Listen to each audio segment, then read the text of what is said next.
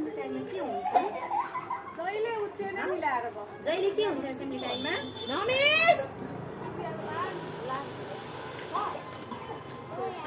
all of you are straight now assembly done both down your head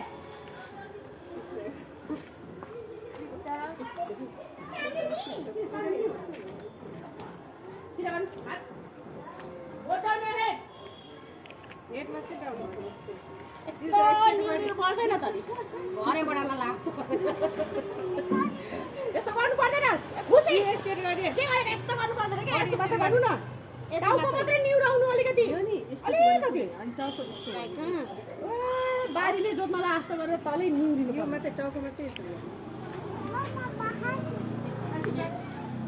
ल 1 2 3